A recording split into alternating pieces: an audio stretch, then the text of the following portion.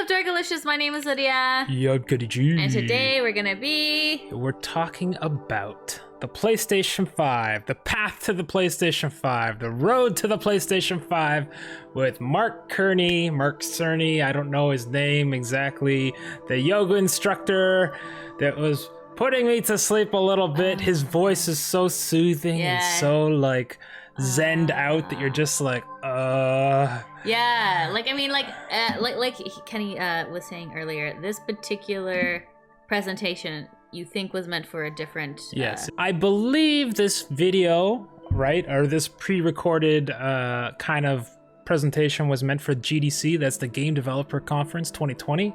However, we all know that due to the C virus, and I think you all know what that is,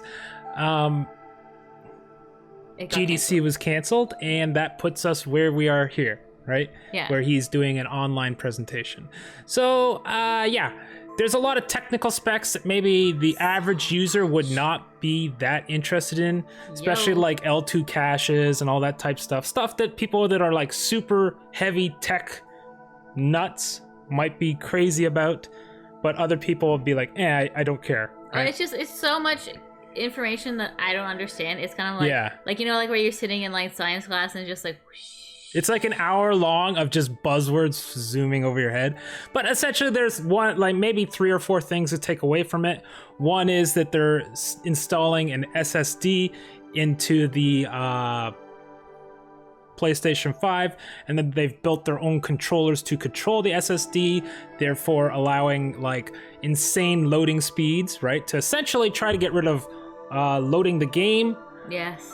Patching the game. So when patches come in, he was talking about how when there are bug fixes and patches come down, that essentially what has to happen is they have to regenerate the entire file, the entire install file, and put in the patch parts and then delete the old file, right? So that's something new that they're doing. And it's also gonna reduce fragmentation of data, but also because it's an SSD, there will no longer be seeking issues, which will also increase loading speeds, thus practically eliminating load screens, wait times for fast travel.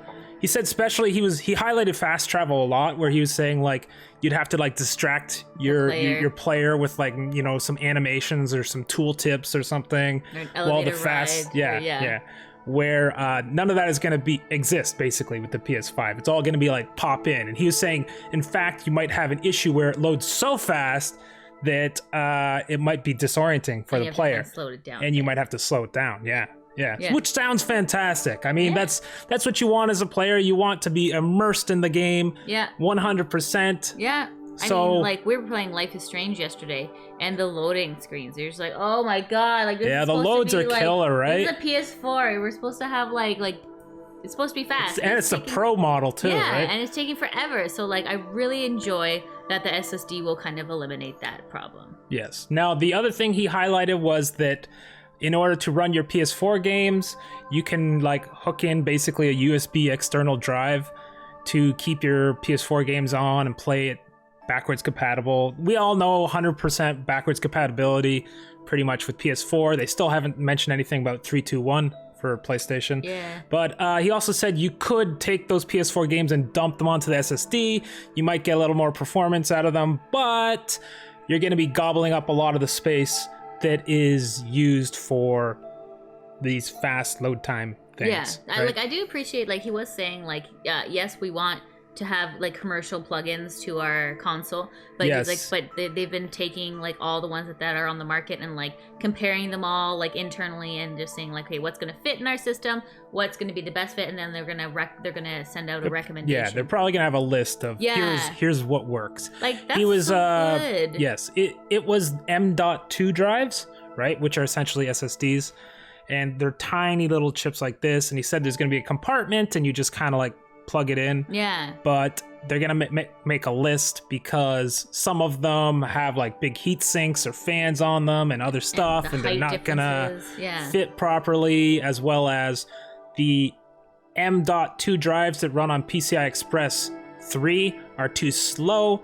They need to at least do, 5 gigabytes a second, and you need a PCI Express 4 in order to get the load times that PS4 will offer. So it's like very, very like cutting edge tech here, right? He said like the tech isn't even available on PC right now, but it should be by end of year. And then by that time, you'll have a list of some SSDs or M.2 drives that you can purchase and kind of plug in to expand your data. But it's pretty like phenomenal for like a gaming console company to be putting so much like hard work and research into it. Like I never really like, I guess because we're not like developers, we've never really had access to this information before. So like, you know, granted, like it's impressive. It is a bit of a snooze fest, but like watching it, but some of the information that's coming out of it is pretty remarkable for a game, essentially a game console development. But it's like this is kind of what's driving the future of technology, right? So I'm really impressed by what research like R&D is going in here. Yeah. So that's the first point. What were the other points? The second was, well, we all know this, but they are going to be going with what was it? RDNA 2. CPU that was co-develeled with AMD. Is that the Kraken? No, that's the Kraken is like a decompression technology that they're using on their SSDs to also speed up loading times.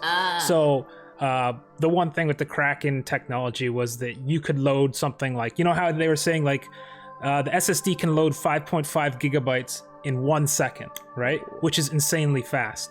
So using the Kraken tech, they were able to load something like 9 gigabytes, right? Because it was coming in as, you know, compressed down and then being decompiled via the Kraken technology on the fly to get like 9 gigabytes of data in 1 second being processed, right? Which is insane,